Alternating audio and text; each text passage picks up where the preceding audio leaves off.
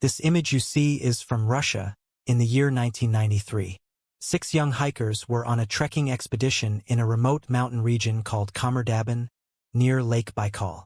Among them was one instructor. Khamar-Daban is known for its breathtaking beauty, endless green mountains, thick fog, sudden storms, and unpredictable conditions that can turn deadly without warning. It is a place that demands respect. But in August of 1993, it became something else entirely. Something unexplained. 6 young hikers and one instructor set out on what was supposed to be a challenging but manageable trek. They were not beginners. These were trained hikers, physically fit, experienced, and confident. They had completed difficult routes before. They knew the risks. They trusted their preparation. The weather was harsh, but not unusual for the region. Cold winds, light rain, fog rolling in and out. Nothing that suggested danger. For days, the expedition moved forward normally. They set up camp. They ate together. They joked. They rested. There were no arguments. No signs of illness. No complaints of exhaustion beyond what was expected. Everything was normal. Until the morning of August 5th. That morning began like any other. The group prepared to continue their journey through the mountains. Visibility was limited, but still acceptable.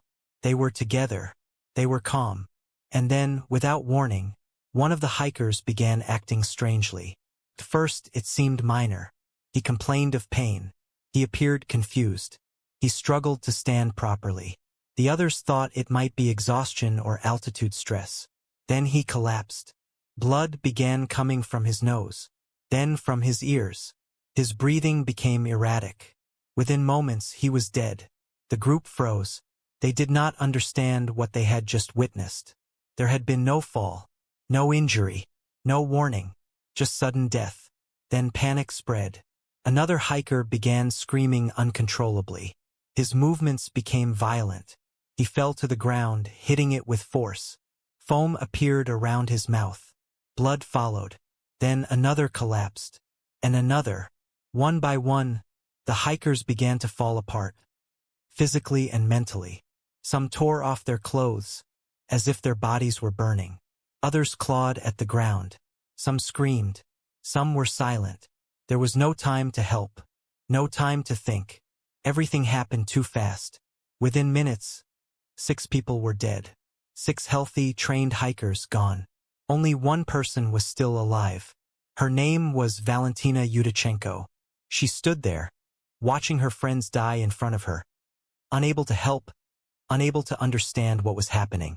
She was injured. She was terrified. And she was completely alone. Instinct took over. She ran. Valentina fled into the mountains, leaving behind the bodies of her friends. Not because she wanted to, but because staying meant certain death. She had no food, no shelter, no clear direction. For days, she wandered through rain, cold winds, and thick fog. She slept on wet ground. She drank from streams. She believed more than once that she would die there too. Her body weakened. Her mind broke down. She hallucinated. She cried. She prayed. But somehow, she survived. Days later, rescuers finally found her. Alive. Barely. When she was brought back and questioned, her story confused everyone. Investigators, doctors, rescue teams. She described the sudden collapse, the bleeding, the terror, the way it spread from one person to another.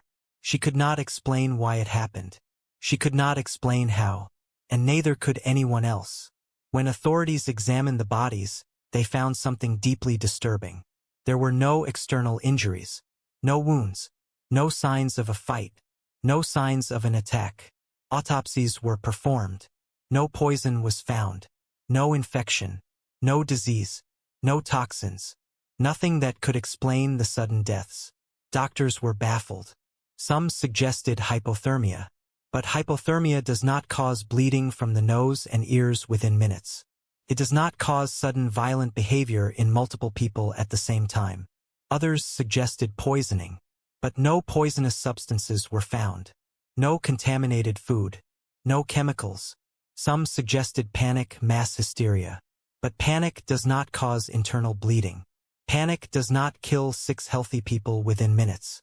The official cause of death was eventually listed as hypothermia. Quietly, without explanation, many medical experts disagreed. Some refused to comment publicly. Others said, off record, that the symptoms did not match any known cause. The case was slowly buried.